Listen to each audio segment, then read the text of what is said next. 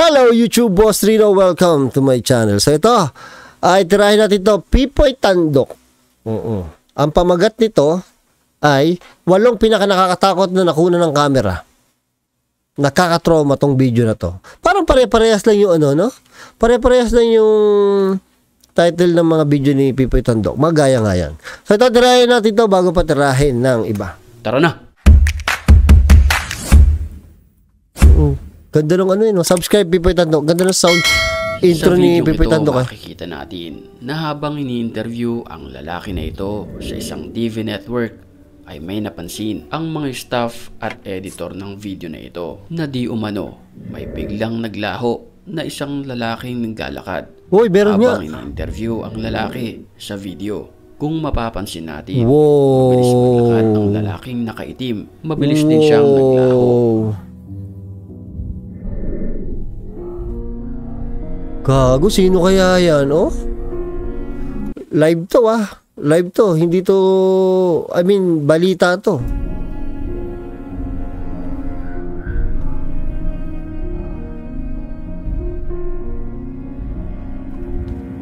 Madaling araw nang mag-live broadcast ang reporter na ito mula sa lokasyon ng sementeryo ay di umano may isang ligaw na kaluluwa na nakunan ng kamera habang ito'y naka-live sa telebisyon.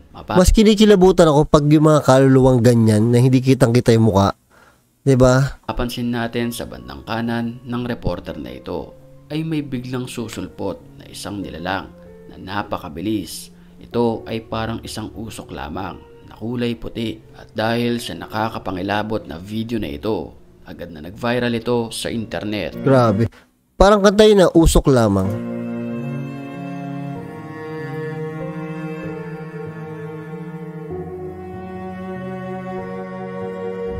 Imbis na Christmas season, nabahira nito ng November 1 dahil sa mga pangyayari na di inaasahan habang nasa live television. Ang dalawang ito, makikita sa larawan na ito na medyo awkward na ang host sa mga staff nito dahil sa kanyang nasaksihan sa harapan. Ang kanyang kasama bilang host ay dinaan na lamang ito sa kanyang pagtawa. Pero ano nga ba ang video na ito? At ano nga ba ang kababalaghan na nangyari sa telebisyon? Pero bago yan, shoutout muna tayo sa mga masugid nating tagapanood at sa mga nagko-comment sa video natin. Yeah, shoutout sa inyo, John Joel Palapok at Joy. Mimili tayo ng 3 para ma-shoutout sa susunod nating video. Back to the story. Napatingin na lang si staff ang lalaking nasa kanan matapos siyang makita ang paggalaw ng baso sa kanyang harapan. Panoorin natin ang video. Oh my goodness!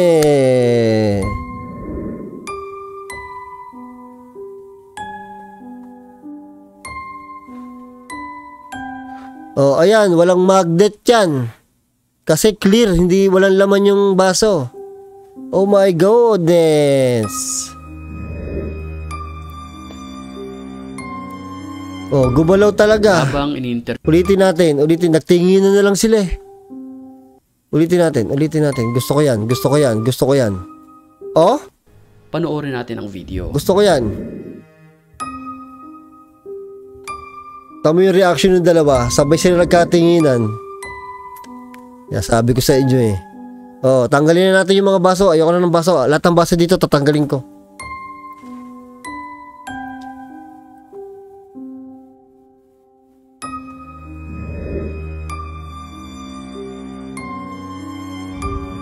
Habang in-interview naman ang lalaki na ito, kuha ito mula sa katirikan ng araw sa isang kalsada. Nang walang ano-ano'y may bigla na lamang naglakad. Ano daw yung nakatirik? Parang may narinig ako tumirik. Ano yung tumirik? Araw sa isang kalsada. Araw. Nang walang ano-ano'y may bigla na lamang naglakad na isang matanda na nakaputi sa kalsada sa likuran ng lalaking ini-interview. Mapapansin natin na bigla-bigla na lamang itong naglaho. Ay, naku, ano ba yan? Ayon sa mga nakapanood nito, posibleng ito ay isang ligaw na kaluluwa lamang. Mapapansin din natin sa video na medyo malabo ang kanyang ulo. Creepy. Sa tingin nyo ba, ini-edit lang yan ng mga channel na balita or reporter para makakuha ng views? Kasi, ano to parang balita to, di ba?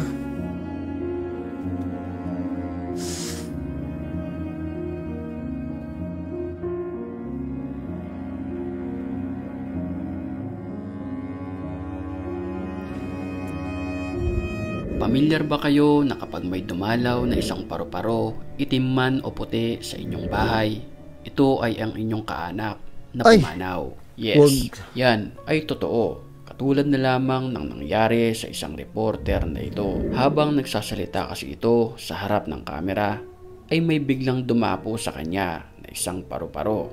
Ayaw siyang tigilan nito. Tingin ko asawa niya yan.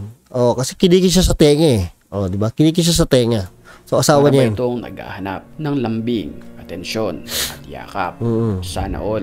Pero ang hindi lingid sa kaalaman ng tao, ang paru-paro na ito, kaya dumapo sa kanyang tenga, ay mag-iiwan pala ng bakas o mas kilala sa mga tawag na mga itlog nito. Nako. Dahil pag-alis ng paru-paro sa kanyang tenga, ito ang kanyang nakita. Oh Dalawang my itlog na goodness. puti. Kinis yung tenga niya, may lumabas. Dahil kinis yung tenga niya, may lumabas dun sa paru-paro. Ayun yun, kulay puti. Sa isang TV network sa coverage ng aksidente sa isang kalsada na ito, nakakapangilabot ang natunghayan sa video dahil di umano ang pagpapakita ng kaluluwa ng yumao sa kalsada.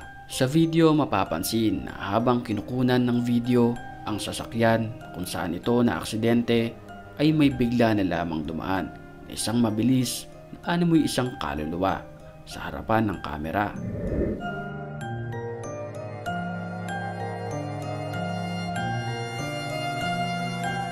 Wow! Boy, ano to? Live to live coverage to Pero may mga nagsasabi na baka ito si kamatayan na sumusundo sa mga tao. Kung mapapansin natin sa video, ito ay mukhang nakabelo na kulay itim. Oo nga, no? Creepy? Sa bonus video natin na ito ay mapapanood natin ang isang security guard di Ina, nagulat ako, hayop. sa isang ospital na nakipag-usap sa isang ligaw na kaluluwa. Mapapansin natin sa video na nakaupo ang gwardya tapos ito ay biglang tatayo na para bang nakikipag-usap sa isang nilalang, subalit hindi nakikita.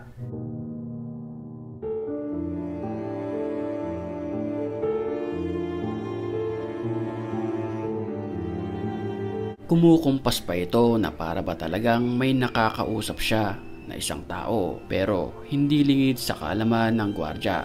Sa mga oras na iyon ay mayroong pumanaw na pasyente. Marahil ito raw di umano ang kanyang kaluluwa.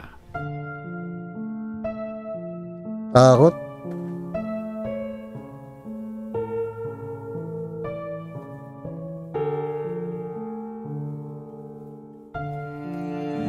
Kuha naman ang video. Alam niyo bang nawala na sa isip ko yung jump scare? Kasi ilang video na ni Pipoy Tandok na walang jump scare Oh, ilang video na wala. Nawala na sa isip ko kaya nagulat ako doon sa isa. Bigla may lumabas. Ang simple lang ng jump scare Video na ito mula sa CCTV ng swimming pool.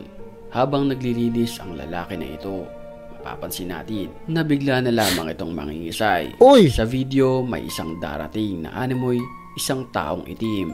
Pula ang kanyang mga mata na para bang isang mata ng demonyo. Napansin ng kanyang asawa ang kanyang pagbabago na para bang sinaniban siya ng masamang espiritu. At sa mga pagkakataong iyon, hindi niya nakilala ang kanyang asawa. Nagtantrum na. Hoy, asawa mo, sexy yung asawa mo, pansinin mo. Nakaw. At sa kadahilan ng nag-iiba na ang lagay ng lalaki, kusa nang umalis ang babae.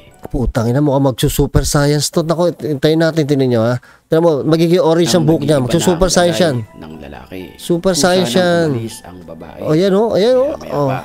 Ay bigla itong dumapa. Ala, para bang isang sadako.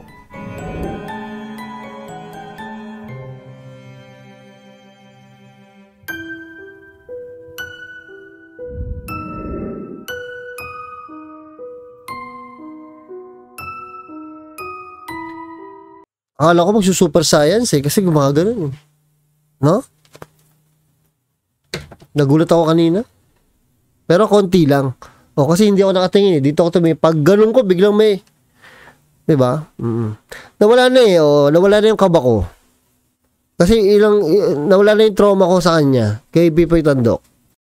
I came from the mud. There's dirt on my hands.